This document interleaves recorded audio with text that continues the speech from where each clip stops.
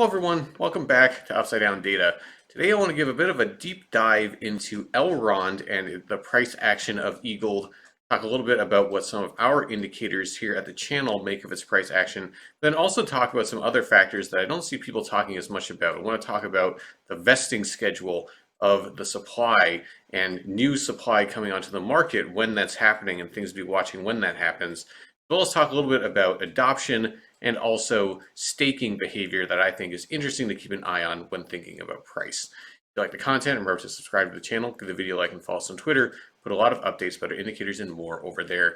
So I want to start off our discussion looking at the upside downside potential indicator, or UDPI. This is kind of our flagship indicator here at the channel. It's our risk model, and basically it's assessing the risk of the asset. So what I'm showing you here is the price history of EGLD across time, color-coded based on the output of the risk model. So 5 red is high risk, -5 green is low risk. And I'm showing you the long-term version of the UDPI. So this tracks moves that play out over months, a little bit more macro in its focus. And you can see it's done a good job throughout EGLD's history of identifying these high risk zones and these lower risk zones. And of course, what probably drew your eye, and has been the case for quite a while, is we have been entering into these low risk points for a little bit now. And we can see this a bit more clearly if I just flip over to the raw output of the model. So the y-axis here has been replaced with the UDPI level. We then have in yellow the price of EGLD across time, and then the white line is the UDPI level across time. And you can see is that we're re-entering this deep, this really low level again, right? We're below -4 again on the long-term UDPI. The last time that happened was all the way back in the March 2020 crash. That was the last time shortly after that that that was the last time we were in this kind of general risk level before, moving back to the upside, ultimately leading into the big rally going into 2021. And we really, in this really oppressive bear market we've been in, risk has been falling likewise. And so we're at basically a low level of risk from the model's perspective as March 2020. And I think in some ways that's not surprising, right? Really the last time EGLD saw such a deep, kind of a really nasty, deep bear was kind of leading into the March 2020 crash, and then here we are again. Now, I think the question everyone asks then is, all right, does this mean that we should be backing up the truck and loading up on EGLD? Well, maybe, maybe not. Really with EGLD and with, frankly, any altcoin right now, their fate is kind of being determined by other factors, being determined by Bitcoin, and then, certainly macro factors driving the entire crypto market, things like inflation, Fed's response, possibility of recession coming up, all those types of things.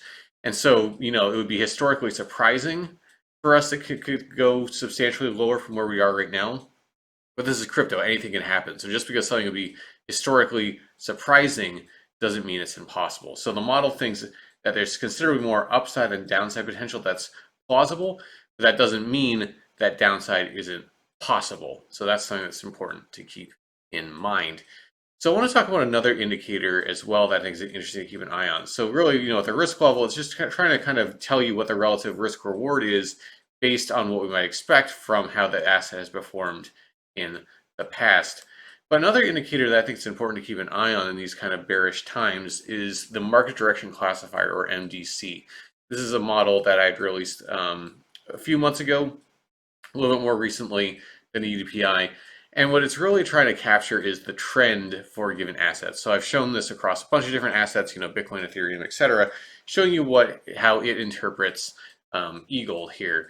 And so what I'm showing you here first is just essentially when the price is below the kind of critical level from the MDC's perspective, then it'll be red. That'll suggest that you're probably in a downtrend. When it flips green, that suggests that you're in an uptrend, red downtrend, green uptrend, etc. And it's trying to really capture more macro, kind of bigger moves for the asset. And it does, as you can see, a pretty good job. And if you're not familiar with this model, the way it works is that it basically creates a critical level that it's watching dynamically over time. So that's what this yellow line is here. This is just kind of connecting, and every single day it's generating a critical level it's watching. This is just kind of showing how that critical level has adapted over time. And what I really like about this model is that it outperforms some other metrics that people look at to kind of define macro trends. So the one you've probably heard about a lot is the 20-week moving average, which I've just now overlaid here in purple. So the 20-week is the one that a lot of people look at. What you can see is that the MDC does a heck of a lot better job of really kind of getting you in and getting you out at better points, right? It gets you in earlier here before this run up, and then it gets you out earlier before this pain than the 20-week would. And again, it gets you in earlier going up through here than the 20-week would. And then again, it gets you out, coming down from here earlier than the 20-week would. So that's kind of generally speaking how it's performing. And so really that's something I think is important to note about this model is, not only is it useful for identifying macro trends, but it tends to be better or show some utility beyond something like what the 20-week moving average would show. And so I've talked about this before. One of the things that I personally look at, now not financial advice, of course, from your own opinions of what to do with the data as you see them. But one of the things that I am thinking a lot about, in these kind of bearish times is with a given asset, it's hard for me to get too excited about it until I see something like the MDC flip green, right? Because even if you miss the absolute bottom, right? Even if you miss the absolute bottom, you don't ever know while the bottom is forming if it is the bottom. And so really what I look at with this is kind of being a way of managing risk. So even if I miss the absolute bottom, I don't really care if, if it flips green and I'm starting to buy in here and then it shoots up all the way here and it gets me out up here. I'm not really too sad that I missed the absolute bottom because, again, there was nothing to say at the time that this had to be the bottom. We could have collapsed down another 50% and no one would have been happy holding the asset through that. So really, I kind of see this as a way of managing risks, that even if you don't catch the absolute bottom, who cares? You'll catch the main moves, and then this will get you out before you might be stuck holding a bag down into deep loss, which I don't think anyone really wants to be at. So that's one of the ways that I see this model having a lot of utility. So now let's move over to some other price actions, some other metrics to look at that I think are also important. So this is just the EGLD price action across time here on TradingView. As of recording this, we are trading around $51. I think I forgot to mention on the previous view there that the MDC is looking for a level at around $68 as its critical level currently right now, before it'll get too excited. So we're decently below that. We'd have to rally. Let's just quickly calculate it. We'd have to rally about let's see, 68, about 35% or so from current levels to get there. Now, the MDC's critical level is dynamic, so that's going to be changing over time. But just to give you an idea of where price would have to go. So really, until we would see a rally like that, the MDC is not going to get too excited about the price action or think that this brutal downtrend we've been in is likely to be breaking. So let's talk about some other things that I think are important to keep an eye on when we consider, what kind of sell pressure might we expect from Elrond, and specifically sell pressure might we expect kind of beyond just kind of macro forces pushing price down and that kind of thing.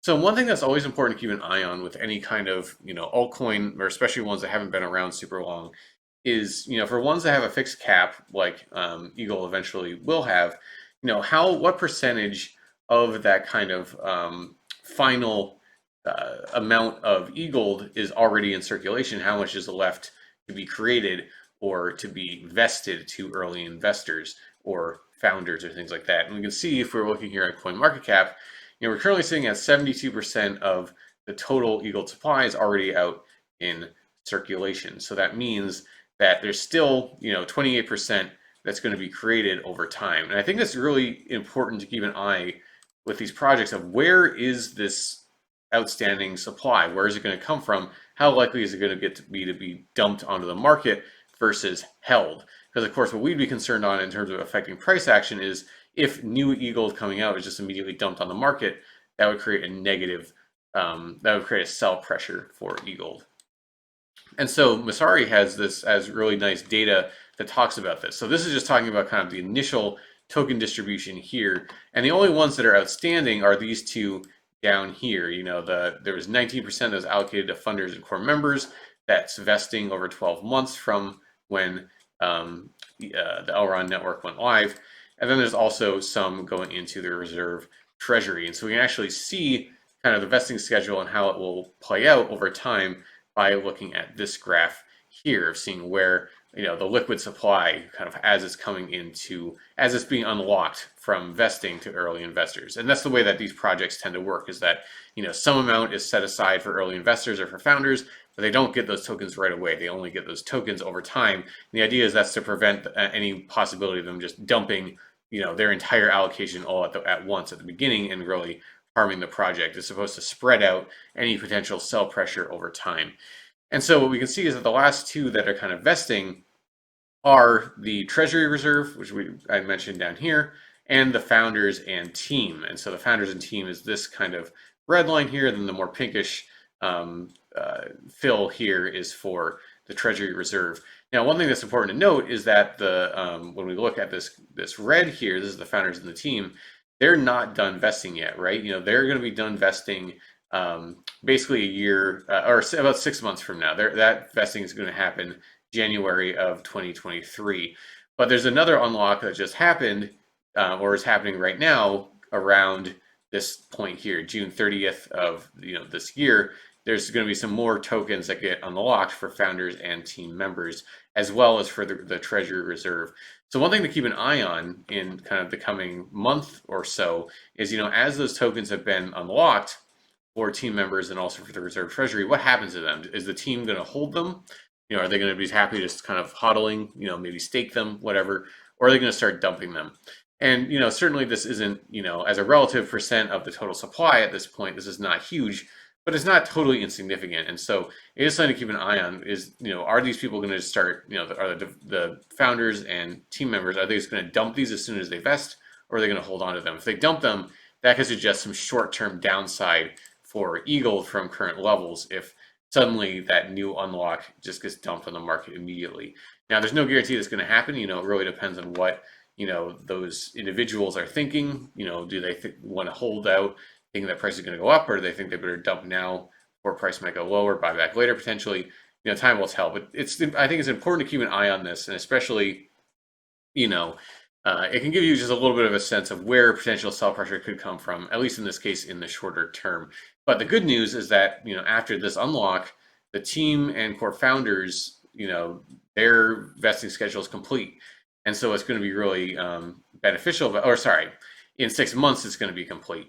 Not quite complete yet. So there's only going to be one more of those. And once that happens, then any possible sell pressure from new tokens being unlocked is going to be largely gone, because really I would imagine that early days the investors were probably dumping pretty heavily as things were unlocked. There's probably some selling happening from the founders of the team, and once that goes away, that's kind of the vesting unlocks that are probably most likely to be dumped immediately. Treasury Reserve is probably more likely to be held to be used for things that are more important later on. And then, of course, staking rewards, who knows what people are going to do with that. If they're just going to restake it or whatnot, that's kind of a continuing question mark. But I do think it's going to be very good news in 6 months for Elrond that all of this vesting will have taken place, because that can be a big source of sell pressure on an asset if there's tons of outstanding supply that's going into investors and team and founders who might be looking for some liquidity. So let's move on to another metric that I think is also important to keep an eye on. This is just user adoption, looking at just basically number of wallets that hold different numbers. So I'm going to get rid of the total number because I don't think that's very useful, because that includes empty wallets, and anyone can just create infinite number of wallets whenever they want, so that's not very useful. So this is non-zero wallets here in this teal dotted line.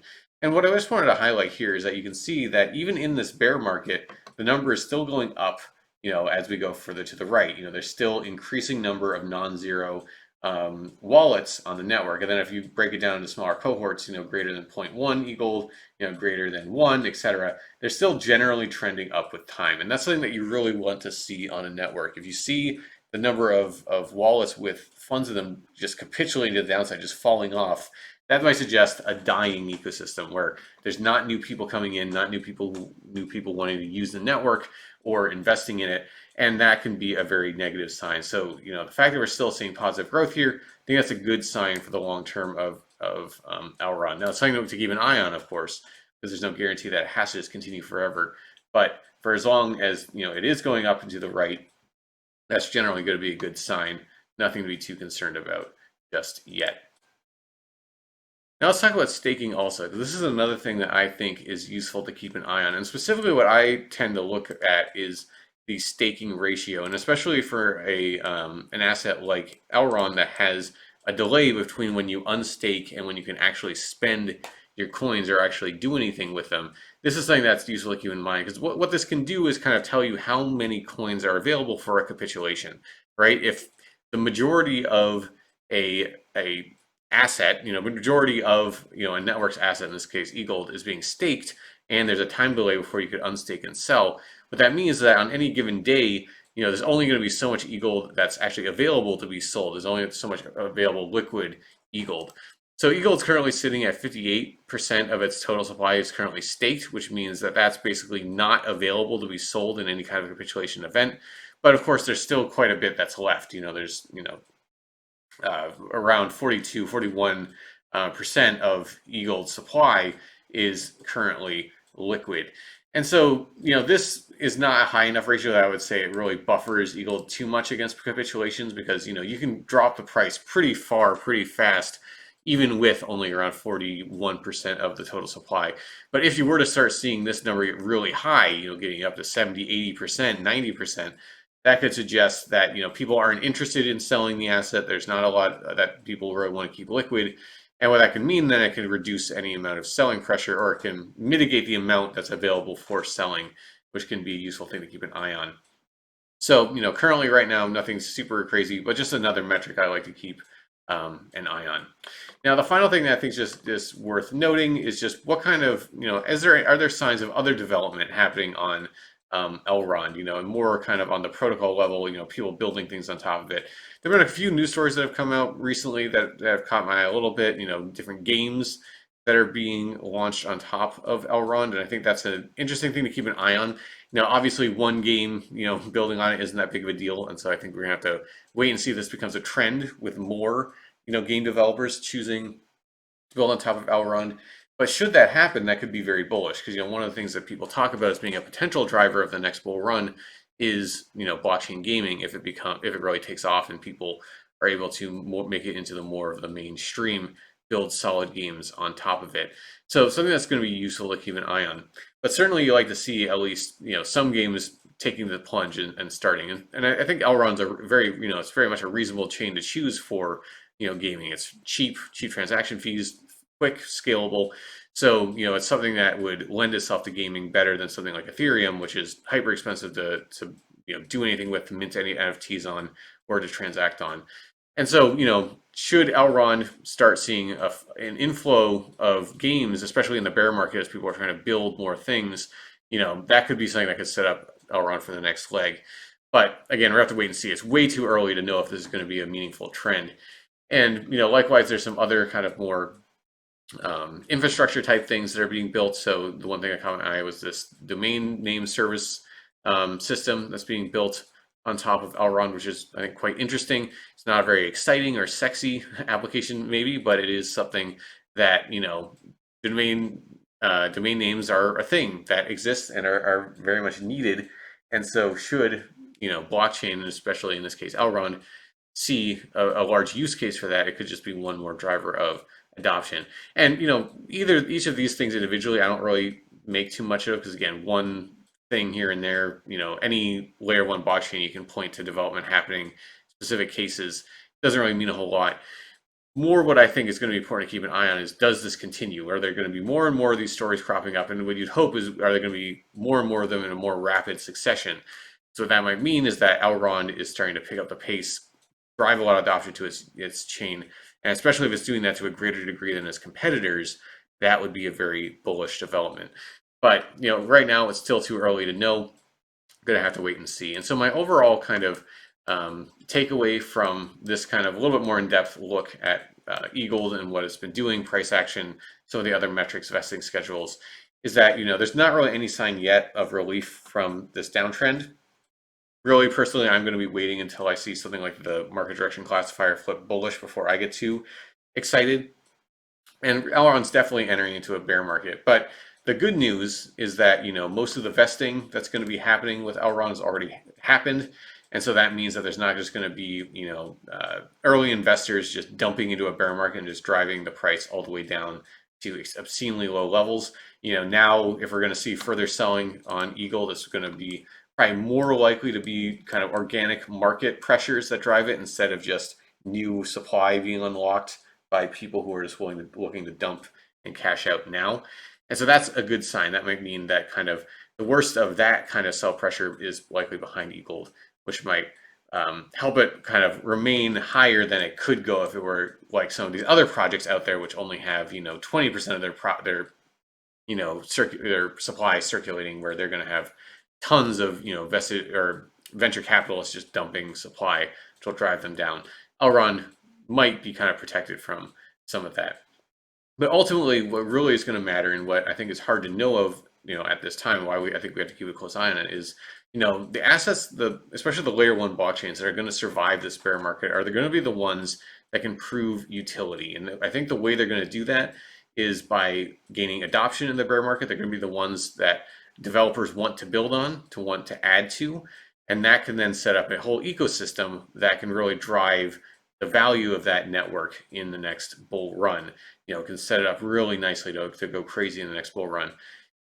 But if we don't see that, right, if we don't see a lot of adoption, if it kind of slows up, dries down, especially if we see, the number of wallets start to decline, that would be extremely concerning, in my opinion. And that would, put into question the thesis of Elrond being kind of a fundamentally strong asset if it's unable to gain that. It could have all the technological strength in the world. If it can't get adoption, it's not going to make it. So something that's going to be very important to keep an eye on going forward. All right, if you like the content, remember to subscribe to the channel, give the video a like, and follow us on Twitter. We put a lot of updates about our indicators and more over there.